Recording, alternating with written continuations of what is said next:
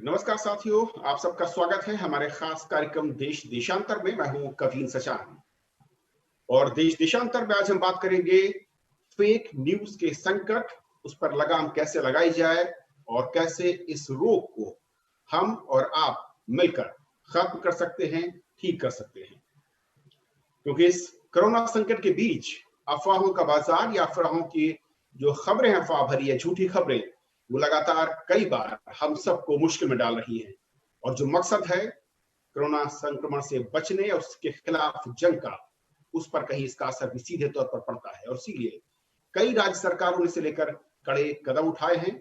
और आज हमारी कोशिश होगी आपको जागरूक करने की और ये बताने की कि आप इससे कैसे लड़ सकते हैं और फेक न्यूज से कैसे बच सकते हैं। और इसके लिए हमारे साथ तीन बेहद खास मेहमान आज इस चर्चा में जुड़ रहे हैं। हमारे साथ खुशबू जैन है, जो कि साइबर एक्सपर्ट हैं और एडवोकेट हैं। खुशबू, बहुत बहुत स्वागत है आपका। हमारे साथ शुभमल भट्टाचार्य जी हैं, जो साइबर टेक्नोलॉजी एक्सपर्ट हैं। शुभमल, स्वागत है। और ब्रजेश सिंह जी हमारे साथ हैं, जो कि आईजी हैं महाराष्ट्र पुलिस में। और बहुत स्वागत ब्रजेश जी आपका। शुरुआत में ब्रजेश जी आपसे करना चाहूंगा कि इस संकट के बीच किस तरीके का फेक न्यूज का खतरा और किस तरीके से असर डाल रहा है हमारे इस लड़ाई में, जो कोरोना के खिलाफ इस वक्त पूरा देश लड़ रहा है। देखिए, जब पूरी दुनिया इस कोरोना वायरस के संकट से ग्रस्त है, इस समय कई चीज़ें हुई हैं। जैसे दफ्तर बंद हो गए तो लोग अब वर्क एट होम कर रहे हैं, या अब बहुत ज़्यादा समय लोग अब ऑनलाइन और डिवाइसेस पर बिता रहे हैं। इसको लेकर जो भी साइबर क्रिमिनल हैं, बदमाश लोग हैं, या ऐसी कोई नेफेरियस शक्तियां हैं जिनको या तो फ्रॉड करना है, धोखाधड़ी करनी है, पैसे कमाने हैं, लोगों के बैंकों से पैसा निकालना है, ये सारे लोग बहुत ज़्यादा एक्टिवेट हो गए हैं।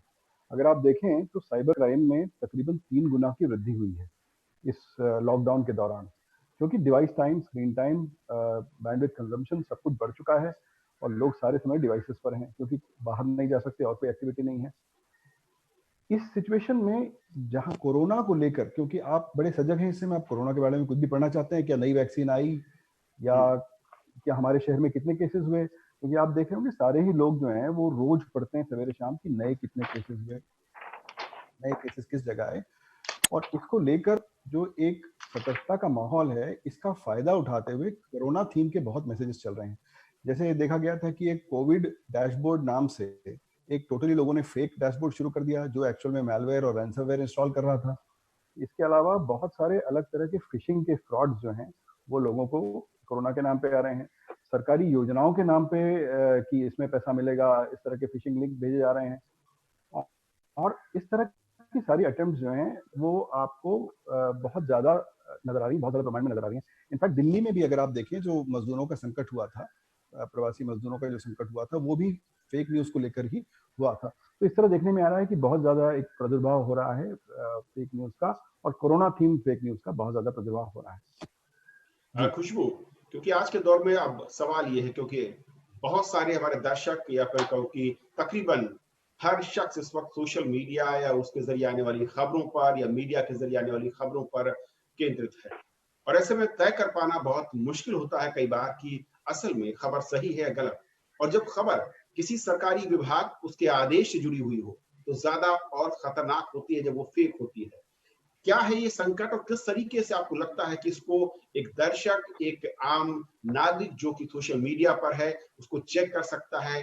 क्या उसके पास हथियार है? कि बिल्कुल आपने सही बोला।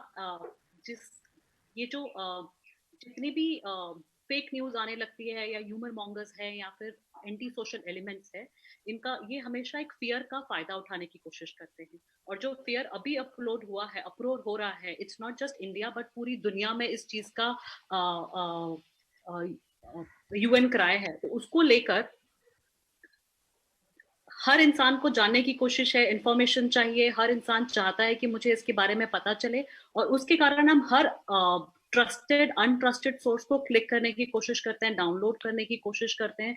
एंड 90% जितने आपके ये फिशिंग अटेम्प्ट्स है या जो भी अटेम्प्ट्स है, ये इन्हीं में अटैच करके भेजे जाते हैं। अभी इसके लिए करना चेक कैसे करना चाहिए, बहुत सारे डिफरेंट तरीके हैं चेक करने के। फैक्ट चेकिंग है, आप उसका सोर्स चेक करो वो कहाँ से आ रहा है। अगर कोई आप पिक्चर है तो बहुत सारे ओपन सोर्स में अवेलेबल वेबसाइट्स है जहाँ पे आप चेक कर सकते हो कि ये पिक्चर रियल है या नहीं है। बहुत सारे वीडियोस अपलोड हो रहे थे जो 2 साल पुराने वीडियोस है, जिनको अभी दूसरे तरीके से भेजा जा रहा है, रिलीजियस एनिमोसिटी या अप्रोच क्रिएट करने के लिए, पब्लिक ऑर्डर को इम्बैलेंस करने के लिए। तो बहुत सारे डिफरेंट तरीके हैं, बट बात ये है कि अभी इस जिस सिचुएशन में आज हम हैं, सरकार, supreme court, her state, not just India, बाकी सारे देशों ने एक यूनिफॉर्म सर्कुलर इशू किया है कि पेंडेमिक या कोविड को लेकर कोई भी न्यूज आप ना फैलाएं अंटिल एंड अनलेस आपको गवर्नमेंट की तरफ से ना आई हुई हो। उसके लिए पनिशमेंट्स आना शुरू हो गई है। इंडिया के इसमें सर्कुलर इशू हो गया है। सुप्रीम कोर्ट ने गाइडलाइन इशू किए, डायरेक्टिव इशू किया है उसको लेकर। Mighty ministry of information technology has also, उन्होंने भी एक सर्कुलर इशू किया है कि आप इसे फॉरवर्ड ना करें। आप कोई भी न्यूज आप फॉरवर्ड या शेयर या क्रिएट करके ना शेयर करें अनटिल एंड अनलेस वो गवर्नमेंट या सरकार की तरफ से ना आई हुई हो या उनकी तरफ से आपने उसको क्रॉस चेक ना किया हो। इन केस ये होता है तो इसकी पनिशमेंट्स बहुत सारी है। तो बिफोर आई थिंक हमें ये चीज अभी अभी जिस सिनेरियो में हम चल रहे हैं, फेक न्यूज बहुत बड़ा क्राइम है जो बहुत टाइम से चला आ रहा है, जिसको लेकर हर देश लड़ रहा है। बट अभी जिस सिचुएशन में हम है, उस सिचुएशन में कोई भी न्यूज इन रिलेशन कोविड हमें शेयर नहीं करनी चाहिए अनटिल एंड अनलेस हमारे पास में उसकी ऑथेंटिसिटी ना हो, या हमें ट्रस्ट भी नहीं करना चाहिए अनटिल एंड अनलेस वो गवर्नमेंट की तरफ से ना आई हुई हो। बट हाँ, जहाँ फिशिंग और इन सब चीजों की बात हुई है तो वो होना शुरू हो गए। जैसे एक मैं छोटा सा एग्जांपल दूंगी कि अभी एक ईएमआई डिफरमेंट का नोटिफिकेशन आया था सरकार की तरफ से कि जितनी ईएमआई है उसको डिफर करने हैं। उसको लेकर लोगों को लगा कि हाँ ठीक है, तो जितने आपके ये एंटी सोशल एलिमेंट्स है उन्होंने उसी को लेकर आपको कॉल करना शुरू किया, आपसे ओटीपी मांगा गया दैट आपका ये बैंक अकाउंट है, उसके डिफरमेंट के लिए मैं बैंक से कॉल कर रहा हूँ और हमें लगता है हाँ मेरा ईएमआई को तो डिफर करना बहुत जरूरी है, और नोटिफिकेशन भी आई थी। तो लोगों ने उसमें अपना ओटीपी शेयर करना शुरू किया and that created a problem. तो इस टाइम पे प्लीज रिस्ट्रिक्ट योर सेल्फ कि आप सिर्फ गवर्नमेंट वेबसाइट या ऑथेंटिक वेबसाइट्स की ही न्यूज को ट्रस्ट करें, नॉट इवन आपके नियर या डियर वन का फॉरवर्ड। कई सारी फेक खबरें सरकारी एजेंसियों के माध्यम से या सरकारी एजेंसियों के नाम पर, उनके लेटर हेड पर उनकी स्टैंप लगाकर जो कि सर्कुलेट की गई, और ऐसे में एक आम व्यूअर के लिए ये समझना बहुत मुश्किल लगता है कि वो वाकई फेक है या किसी सरकार या उस एजेंसी की ओर से जारी किया गया है। कैसे इस सावधानी के साथ उसको परखें? कविंदर जी, देखिए, ये जब से कोविड-19 के मामला आया है, अगर आप देखें तो 22 मार्च को एक मिनिस्ट्री ऑफ इलेक्ट्रॉनिक्स और आईटी की तरफ से एक सर्कुलर आए थे जिसमें एक एडवाइजर या गाइडलाइन के तहत एक मैसेज दिया गया था। लेकिन उसकी 4-5 दिन बाद एक व्हाट्सएप के माध्यम से एक मैसेज फ्लोट हो रहा था कि मिनिस्ट्री ऑफ होम अफेयर्स की साइबर पोर्टल की तरफ से एक मैसेजिंग है कि आप ये मत कीजिए, ये लॉस के माध्यम से आपके खिलाफ एक्शन लिया जाएगा। तो और लगातार आप जैसे बताया कि मिनिस्ट्रीज की लेटर हेड्स में इस तरीके की सर्कुलर निकालते हैं। तो जहां तक बात है, यहाँ पे एक फेक न्यूज की बात होती है, दूसरी प्राइवेसी की भी बात होती है। अब सरकारी डिपार्टमेंट में विशेषकर बहुत जगह में, पुलिस ऑर्गेनाइजेशन में भी आजकल एक फैशन जैसे हो गया कि कुछ एक सर्कुलर निकाला तो उसको तुरंत फोटो खींच के व्हाट्सएप के माध्यम से सर्कुलेट कर देता है। बहुत सारे राज्यों में होता है, मैंने असम में अभी भी कुछ देखा है। और जब से जिस दिन अगर आप देखें वो तबलीगी जमात की बात आई है, उसके बाद सेल टावर की जो पूरा लिस्ट है वो भी निकाल के इसी तरीके से फैलाया जाता है। तो अब क्या होता है कि जब सिग्नेचर, इसके बाद लेटर हेड के माध्यम से कुछ सर्कुलर्स जाते हैं जिसको देख के लोग विश्वास कर लेते हैं कि ये सही है।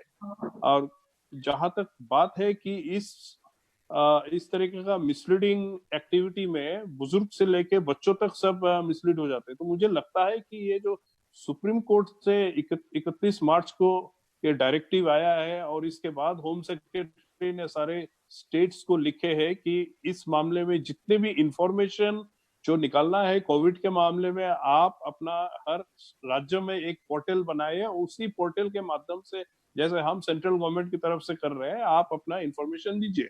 मुझे लगता है कि लोगों का बीच में एक अवेयरनेस ड्राइव भी करना है कि आप इसी को विश्वास कीजिए, कि ये नहीं कि किसी का भी व्हाट्सएप के माध्यम से कुछ आए। दूसरी बात है, सोशल मीडिया जितनी इंटरमीडिएट्स है, इनको ऊपर भी कुछ रिस्पॉन्सिबिलिटी होता है, और इसके अलावा कुछ डायरेक्टिव्स या गाइडलाइंस या एडवाइजरी से थोड़ा ज्यादा और जाना चाहिए इस वक्त। मुझे पता नहीं कितना गया है, लेकिन अगर आप देखें आज व्हाट्सएप की तरफ से एक इंफॉर्मेशन आया हुआ है कि जो मैसेज 5 बार फॉरवर्ड हो चुके हैं, इसके बाद अगर आपके पास आए तो आप एक ही बार उसको किसी भी चैट में देते, क्या ग्रुप में या किसी इंडिविजुअल को। तो इनके तरफ से भी एक प्रयास हुआ है कि इसको रोकने के लिए, लेकिन मामला जो है ये इन सब के ऊपर है, और पुलिस की तरफ से इसमें सख्त कार्रवाई होना चाहिए, क्योंकि अगर नहीं करते तो ये बढ़ते जाएगा। ये आप मैं कार्रवाई पर आऊंगा, लेकिन और उससे पहले जो शिवमल, ब्रजेश जी, क्योंकि एक लंबा अनुभव रहा है, ब्रजेश जी, दो बड़ी चीजें जो मैं आम दर्शकों के नजरिए से चाहूँ थोड़ा सा आप अगर समझा पाए। पहली चीज ये है कि सरकारी एजेंसियों के जरिए उनके लेटर हेड पर या उनकी स्टैंप लगाकर इस तरह की फर्जी खबरों को कैसे हमारे दर्शक चेक कर सकते हैं, और अगर उन्हें लगता है कि गलत है, फेक है, अगला स्टेप क्या होना चाहिए, कहां पर जाना चाहिए? पहली बात तो देखिए कि कुछ जिसको आप टेल टेल सिग्नल्स कहते हैं, कि जैसे अगर कोई ट्वीट हो तो ट्वीट, असली ट्वीट लोग कोट नहीं करते, उसका स्क्रीनशॉट बनाते हैं। और आप इंटरनेट पर जाकर फेक ट्वीट बनाने के लिए किसी भी तरह के सॉफ्टवेयर का उपयोग कर सकते हैं, किसी की भी ट्वीट आप फेक बना सकते हैं, इम्पर्सोनेट कर सकते हैं। इसी तरह कई डिपार्टमेंट के लेटर हेड नकली बनाए जाते हैं और उस पे उसको उन इमेजेस को फॉरवर्ड किया जाता है। रियल टाइम डिटेक्शन इसका इसलिए मुश्किल होता है क्योंकि टेक्सचुअल मटेरियल जो होता है उसको आप फिल्टर लगा के पकड़ सकते हैं, लेकिन इमेज पे जो मटेरियल होता है उसको कई बार पकड़ना मुश्किल होता है, क्योंकि उसको आपको ऑप्टिकल कैरेक्टर रिकग्निशन करना पड़ेगा, उसको पढ़ना पड़ेगा उसमें लैंग्वेज क्या है, उसके बाद आपका ऑटोमेटेड सिस्टम उसको समझ पाएगा। लेकिन तब तक जब तक ये फॉरवर्ड होता है आप कुछ नहीं करें, लोगों को कहें कि इसको गूगल इमेज रिवर्स सर्च होता है, तो जिस तरह आप सर्च करते हैं उस तरह गूगल में इमेज डाल दें तो ओरिजिनल इमेज कहाँ की है आपको इमीडिएटली पता लग जाएगा। सिमिलरली किसी भी चीज का, जैसे किसी पुलिस का सर्कुलर है, कोई चीज का, आज सब लोग सोशल मीडिया पे हैं, ट्विटर पे हैं, उनके आधिकारिक कम्युनिकेशन जाते हैं, उनकी प्रेस की विज्ञप्ति निकलती है, तो उसको जाकर क्रॉस चेक कर लें कि क्या इस दिनांक को इस तरह के आदेश इस विभाग ने जारी किए थे या नहीं किए थे। और ये जो उनके शासन के सारे जो आधिकारिक वेबसाइट हैं, आधिकारिक ट्विटर हैंडल हैं, आधिकारिक सोशल मीडिया हैंडल हैं, उस पर जाके क्रॉस चेक किया जा सकता है। लोग क्या करते हैं कि सिर्फ सरकारी उस पर अगर ठप्पा हो या सरकारी लेटर हेड हो उसको देखकर आगे सर्कुलेट कर देते हैं। कई बार ऑथेंटिक जो असली भी इस तरह का सर्कुलर होता है उसको लोग इसको फोटोशॉप करते हैं, मॉडिफाई करते हैं, गलत उसमें फैक्ट्स डालते हैं और उसको आगे सर्कुलेट कर देते हैं। सो इस तरह की, ये देखिए यूजर अवेयरनेस, इनफैक्ट मैं आपका बड़ा धन्यवाद देना चाहूंगा कि आपने एक बड़ा गहन और एक बड़ा अच्छा विषय लोगों की जागृति के लिए लिया है, कि अगर हमारे दिमाग में एक, जिसको आप कहते हैं थोड़ी अवेयरनेस आ जाए, जिसको हेल्दी स्केप्टिसिज्म आप कहें, कि कोई भी चीज जो आती है उसको डायरेक्टली ना एक्सेप्ट करते हुए, कि सपोज कीजिए लॉकडाउन के बारे में आ गया कि अब आप देखें कल से लॉकडाउन के बारे में अलग अलग खबरें चल रही हैं, कोई कह रहा है कि दिसंबर तक चलेगा, कोई कह रहा है सितंबर तक चल रहा है।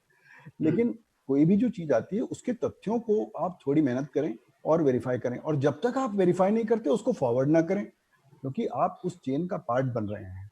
और कंप्लेंट आपको करना है तो cybercrime.gov.in ये एक वेबसाइट है, पूरे इंडिया का वेबसाइट है मिनिस्ट्री ऑफ होम अफेयर्स का। cybercrime.gov.in पे आप रिपोर्ट करते हैं, उस पर आप एनोनिमसली भी रिपोर्ट कर सकते हैं। अगर आपको अपना नाम नहीं डालना है, आपको अपने बारे में कोई जानकारी व्यक्तिगत नहीं देनी है, तो आप एनोनिमस भी रिपोर्टिंग कर सकते हैं। उसमें आप तथ्य बता दें कि कहाँ का है, किस संबंधित है, क्या विषय है, किस संस्था के बारे में है। आप जैसी ये चीजें देते हैं वहां पर होम मिनिस्ट्री की टीम उसको उस राज्य को अग्रेषित कर देती है। उसके बाद में इसमें 24 घंटे के अंदर कार्रवाई की जाती है। तो ये पोर्टल बहुत अच्छा है, इस पोर्टल की जानकारी सबको दें, cybercrime.gov.in। इसके अलावा आपको फिशिंग या ऐसा कोई मामला अगर नजर आता है तो सर्ट इन एक बहुत अच्छी संस्था है हमारे यहाँ, तो सर्ट इन को आप ट्विटर पे जाएं, ट्वीट करें, या सर्ट इन के आपको वेबसाइट पे भी उनका ईमेल एड्रेस मिल जाएगा, नंबर्स मिल जाएंगे, आप सर्ट इन को भी इन्फॉर्म कर सकते हैं। इसके अलावा आप क्या कर सकते हैं कि लोकल पुलिस स्टेशन जो आपका वो प्राधिकृत है, किसी भी प्रकार के साइबर क्राइम का संज्ञान लेने के लिए वो प्राधिकृत है, तो लोकल पुलिस स्टेशन को, आपका जो स्थानिक पुलिस स्टेशन है वहां आप कंप्लेंट कर दें। नहीं तो आपके जिले में आजकल सब जगह पर साइबर सेल बन चुकी है। अगर कोई सच में गंभीर मामला है तो आप जिले की साइबर सेल को कंप्लेंट करें।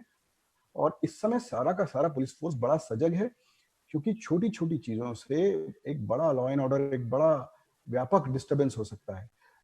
या आप देखें कई बार मेडिसिन के बारे में, किसी चीज के बारे में गलत अफवाह फैलाने पर इसमें जाने जा सकती। तो ये बड़ा एक गंभीर मामला हो सकता है। जी खुशबू, अब मैं आता हूं कि दो जिम्मेदारियों की बात, एक उन लोगों की जो कि इस क्राइम को कर रहे हैं, फेक न्यूज को फैला रहे हैं, और दूसरा रिस्पॉन्सिबिलिटी क्या उन सोशल मीडिया मंच की नहीं है, और कानून के मुताबिक, कानून के दायरे में क्या ये दोनों शामिल हैं? क्या कानून कहता है, कितना मजबूत है इस लड़ाई से निपटने में? आपके दो सवाल है, और मैं पहले वाले सवाल पे बात करूंगी, दूसरे सवाल पे हम थोड़ा रिस्ट्रिक्टिव बात करेंगे। पहला सवाल कि जब आप किसी भी, जिस परिस्थिति में अभी हम हैं, तो इस परिस्थिति में किसी भी प्रकार की इलेक्ट्रॉनिक, प्रिंट या सोशल मीडिया या वेब पोर्टल के जरिए किसी भी तरीके की फेक जानकारी फैलाना बहुत ही बड़ा गंभीर अपराध है। और इसके करने से, जिस सिचुएशन में हम हैं, इससे बहुत बड़ा दहशत फैल सकता है। कुछ एग्जाम्पल हम पिछले 1-1.5 हफ्ते के अंदर देख ही चुके हैं। उसको लेकर अगर हम पनिशमेंट की बात करें तो फॉरवर्ड करने के पहले, क्रिएट करने के पहले, बिकॉज एक तो होता है कि क्रिएट करना, तो इम्पर्सोनेट करने की जो हम बात कर रहे थे, उसको लेकर तो बहुत क्लियर पनिशमेंट है। हमारा इंफॉर्मेशन टेक्नोलॉजी एक्ट का 66D बहुत क्लियरली बोलता है कि अगर आप कम्युनिकेशन डिवाइस या किसी भी कंप्यूटर रिसोर्स को लेकर पर्सोनेट करते हैं, चीट करते हैं, तो उसके लिए एक पनिशेबल ऑफेंस है, जिसकी सजा आपको ऑलमोस्ट 3 साल तक की हो सकती है। उसी में अगर हम इंडियन पीनल कोड को देखें तो इंडियन पीनल कोड में भी सेक्शन 5051 और 2 जो है वो बहुत क्लियरली आपको इस चीज के बारे में बोलता है कि किसी भी प्रकार के ह्यूमर को फैलाना या फॉल्स अलार्म क्रिएट करना या फियर को पैदा करना, लोगों के बीच में दहशत फैलाने के लिए आपको 3 साल तक की सजा हो सकती है और फाइन भी हो सकता है साथ में। कि जब हम इन सेक्शंस की बात करें, इवन एपिडेमिक एक्ट में भी एक प्रोविजन है जिसको लेकर कोई भी सरकार के ऑर्डर को अगर आप नहीं मानते हैं तो आईपीसी में आपको उसके अंदर सजा मिल सकती है। और बहुत सारी सरकार ने नए नए सर्कुलर निकाले हैं कि लाइक आप अगर दिल्ली सरकार का देखें तो उन्होंने सर्कुलर निकाला है कि आप किसी भी प्रकार की कोविड को रिलेटेड इंफॉर्मेशन को आप शेयर नहीं करेंगे। अभी इसका अगर कोई पालन नहीं करता है तो वो एक पनिशेबल ऑफेंस है। आई थिंक महाराष्ट्र में अगर हम देखेंगे तो 100 से ऊपर एफआईआर हो चुकी है ऑलरेडी, फेक न्यूज को फैलाने की, स्प्रेड करने की, क्रिएट करने की, इम्पर्सोनेट करने की, किसी भी प्रकार से। इवन ओडिशा में बहुत सारी हम ओवरऑल देखें तो इंडिया में बहुत सारी एफआईआर हो चुकी है पिछले 2 महीने में। अगर हम वर्ल्ड के लेवल पे देखें तो मोरक्को में कंप्लेंट हुई है। मोरक्को में मोरक्कन गवर्नमेंट ने बहुत क्लियरली एक इंस्ट्रक्शन इशू किया है कि किसी भी प्रकार की कोविड रिलेटेड न्यूज को फैलाने के लिए ये एक पनिशेबल ऑफेंस होगा और आपको इंस्टेंटली अरेस्ट कर लिया जाएगा। स्पेशल सर्कुलर इशू हुआ है। ताइवान ने बहुत बड़ा पनिशमेंट डाला है, मॉनेटरी पनिशमेंट है उसके ऊपर, अगर किसी भी प्रकार की false information covid related issue हुई तो। अभी ये सारी चीजें ऑलरेडी एग्जिस्ट करती हैं। ये बात हुई हमारी एज अ यूजर बेस। दूसरी प्रॉब्लम होती है कि ये जितनी सारी चीजें हो रही है ये प्लेटफॉर्म पे होती हैं, जो ओटीटी जिनकी आप बात करते हैं, सोशल मीडिया प्लेटफॉर्म्स, इन प्लेटफॉर्म की कितनी जिम्मेदारी होती है इसको लेकर आई थिंक पिछले 5 से 6 साल से बहुत डिस्कशन हो चुके हैं। देयर आर गाइडलाइंस इनको लेकर कि कितनी रिस्पॉन्सिबिलिटी इन सोशल मीडिया प्लेटफॉर्म्स की है। उसको लेकर उनकी जिम्मेदारी सिर्फ इतनी बनती है कि विद इन 24 आवर्स उनको एक्नॉलेज करना होगा कि of any kind of complaint अगर उनके पास आती है तो। ओके शिवमल, क्योंकि आई फील आज की सिचुएशन है तो हम आज की सिचुएशन अगर हम देखेंगे तो हम इंटरमीडियरीज को नहीं लेकर आ सकते हैं। सुप्रीम कोर्ट में भी 2 मैटर्स पेंडिंग है इस चीज को लेकर। गाइडलाइंस भी बन रही है कि इंटरमीडियरी का कितना इन्वॉल्वमेंट है, बट एज ऑफ नाउ नहीं। There is a huge ambiguity in platforms को लेकर। ओके, मॉरल ड्यूटी जरूर बनती है। जी जी शिवमल, जिस तरीके से है इस वक्त हालात हैं, क्या कुछ एक्स्ट्रा पावर्स के जरिए सोशल मीडिया के मंच पर ज्यादा मजबूती से शिकंजा कसा जा सकता है, उनको ज्यादा मैं कहूं कि रेगुलेट करने की कोशिश हो सकती है? बहुत संक्षेप में सर। देखिए, खुशबू जी ने अभी बताई थी 3 प्रावधान, लेकिन अगर देखें तो डिजास्टर मैनेजमेंट एक्ट की सेक्शन 54 भी है जिसके माध्यम से आज भी आप एक्शन ले सकते हैं। इंटरमीडिएट्स की बात है एक ऑलरेडी एक ड्राफ्ट इंटरमीडिएट गाइडलाइंस जो सेक्शन 79 आईटी एक्ट के माध्यम से पहले अप्रैल 2011 की कुछ गाइडलाइंस है जिसमें आप 36 घंटा के भीतर में रिस्पॉन्स करना होता है, उसको बड़ा सख्त करके एक्सपांसिव फॉर्म में लाया गया है पब्लिक कमेंट्स के लिए। लेकिन मुझे लग रहा था कि सरकार उसको फरवरी इस साल लागू कर देंगे, आज तक आए नहीं। अगर वो आते तो बड़े अच्छे होते। लेकिन इसके अलावा भी आज के जो प्रावधान है, आज की जो हमारी आईटी एक्ट के अंदर प्रावधान है, ये जो एपिडेमिक एक्ट है या कोई भी सारे आईपीसी, मुझे लगता है पॉसिबल है और बहुत सारे राज्यों ने कार्रवाई की भी है। तो मुझे लगता है कि और उसको और जितने भी फैले, जितने भी फैक्ट चेकर्स होते हैं ये सारे इंटरमीडिएट्स के, वो और स्पीड में इस चीज को वेरीफाई करके दे कि ये गलत है, और इसके बाद लॉ एनफोर्समेंट की एजेंसीज के माध्यम से, उनकी पोर्टल से, उनकी ऑफिशियल सोशल मीडिया हैंडल्स से ये निकाले कि ये फेक न्यूज है और इसको आप विश्वास मत कीजिए। कुछ कुछ हो भी रहा है, ऐसा नहीं कि नहीं हो रहा है, और अच्छा हो सकता है। ब्रजेश जी, कई सारे सवाल हैं दर्शकों के जो हमने हमारे पास आए हैं। मैं बहुत ही संक्षेप में 3-4 मोटे जो बड़े सवाल हैं। पहला सवाल बहुत सारे दर्शकों ने लिखा है कि सोशल मीडिया मंच के साथ साथ प्रिंट और इलेक्ट्रॉनिक मीडिया पर भी कई बार ऐसी खबरें चलती हैं जो कि अफवाह को बढ़ा सकती है या कहीं उसका हिस्सा होती है। क्या इन पर भी कार्रवाई की जा रही है या करने की कोई मंशा है सरकार की? देखिए, मुझे लगता है कि प्रेस काउंसिल ऑफ इंडिया एक ऐसा माध्यम है जहां पर अगर प्रेस के संबंधित कुछ भी गलत होता है तो वहां पर आप इसके बारे में कंप्लेंट कर सकते हैं। और दूसरा, एक हमारे यहाँ प्रेस को लेकर सेल्फ रेगुलेशन का मॉडल रहा है कि आप अगर अलग अलग जजमेंट्स देखें सुप्रीम कोर्ट की, तो ये मतलब अभिव्यक्ति स्वतंत्र को लेकर और जो फ्रीडम ऑफ स्पीच को लेकर मुझे लगता है प्रेस पर इस तरह के कोई कंट्रोल्स इस समय करना ठीक नहीं होगा। और प्रेस में एक एडिटोरियल प्रोसेस होता है, चेकिंग का प्रोसेस होता है, जहां पर कोई भी जब न्यूज़ या इन्फॉर्मेशन आती है तो उसको चेक किया जाता है, ऐसा एक विश्वास है, क्योंकि ये क्यूरेटेड प्रोसेस है। जबकि सोशल मीडिया में यूजर जनरेटेड कंटेंट है, तो आप जो चाहें अभी आप डाल दें और उसमें किसी भी तरह का मॉडरेशन या किसी तरह का चेकिंग नहीं है। तो इसीलिए प्रेस की जिम्मेदारी अपनी है, उनको सेल्फ रेगुलेशन करना है। प्रेस काउंसिल ऑफ इंडिया उनको देखेगा, और इस सबके बावजूद अगर गलती करते हैं तो जो आईपीसी के और बाकी प्रावधान बाकी लोगों पर लागू है वो उन पर भी लागू। एक सुझाव या कुछ सवाल के तौर पर मैं कहूं कि करीब 7 ऐसे दर्शक हैं जिन्होंने लिखा है कि क्या पुलिस को और ज्यादा ताकत देने की जरूरत है इस फेक न्यूज से निपटने के लिए, या ज्यादा कड़ी सजा के प्रावधान की जरूरत है? मुझे लगता है 2 चीजें करनी चाहिए। एक तो हमारा जो जैसा शुभमल जी बता रहे थे कि ड्राफ्ट इंटरमीडिएट गाइडलाइंस जो है वो भी जारी होने वाली है, उस पर काफी चर्चा हुई है, वो जारी हो जाना चाहिए ड्राफ्ट इंटरमीडिएट गाइडलाइंस। इसके अलावा पुलिस में हमने ट्रेनिंग देनी चाहिए, और इसके अलावा पुलिस की जो अन्वेषण की क्षमता है उसको हमने बढ़ाना चाहिए। क्योंकि आज आप भले ही आप एफआईआर दाखिल करा दें, लेकिन उसका इन्वेस्टिगेशन जो है, उसका जो अन्वेषण है वो थोड़ा सा टेक्निकल है, और इसके लिए हमने पुलिस की कैपेसिटी बिल्डिंग करनी चाहिए, साथ ही साथ हमने जनता का अवेयरनेस करना चाहिए। तो ये 3 स्टेप्स मुझे लगता है बहुत जरूरी है।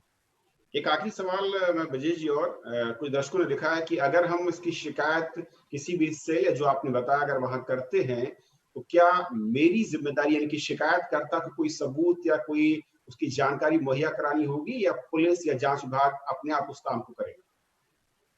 देखिए, आई थिंक ये खुशबू जी बता पाएंगे कि एफआईआर में कंप्लेनेंट की कोई जरूरत नहीं होती है। एफआईआर जो होता है वो फर्स्ट इन्फॉर्मेशन, प्रथम खबर जो आप कहते हैं, कि कोई भी इंफॉर्मेशन आप डाल सकते हैं cybercrime.gov.in पर, तो आप बिल्कुल अनोनिमसली भी बिना अपना नाम दिए डाल सकते हैं, लेकिन उसका प्रूफ आप अटैच करें।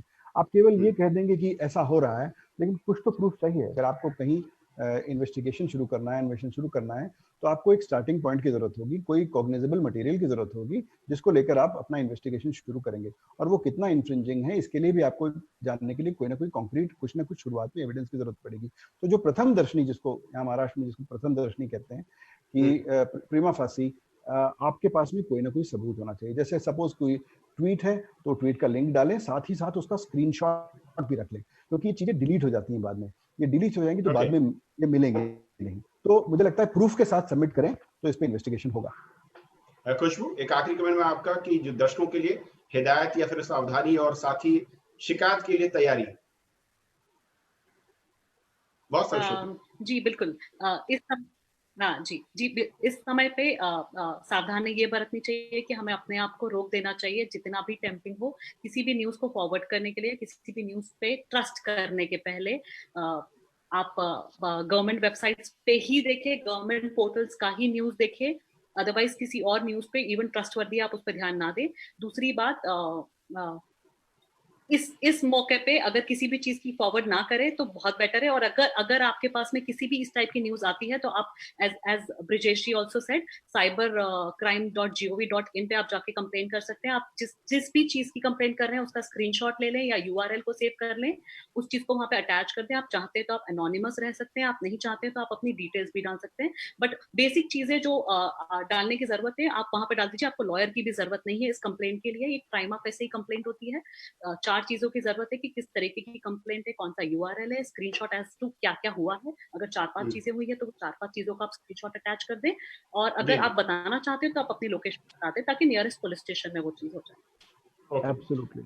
बहुत बहुत शुक्रिया आप तीनों मेहमानों का हमारे साथ इस बेहद अहम चर्चा में शामिल होने के लिए। उम्मीद करता हूं कि तमाम दर्शक यहाँ से सीखेंगे, समझेंगे और फेक न्यूज फैलाने वालों को उनकी सही जगह पर पहुंचाने में प्रशासन की मदद करेंगे, क्योंकि इस वक्त हम सबको ये सोचना होगा कि जब कोरोना संकट से हम सब जूझ रहे हैं, उसके खिलाफ लड़ रहे हैं, ऐसे इन कुछ लोगों को जो कि फेक न्यूज को फैला रहे हैं, उसका संक्रमण कर रहे हैं, उनको भी रोकना, पकड़ना, उनका इलाज बेहद जरूरी है।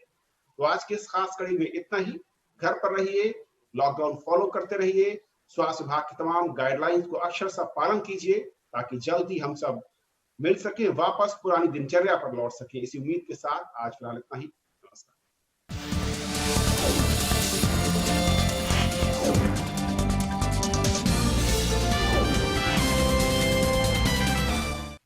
नमस्कार, मैं हूं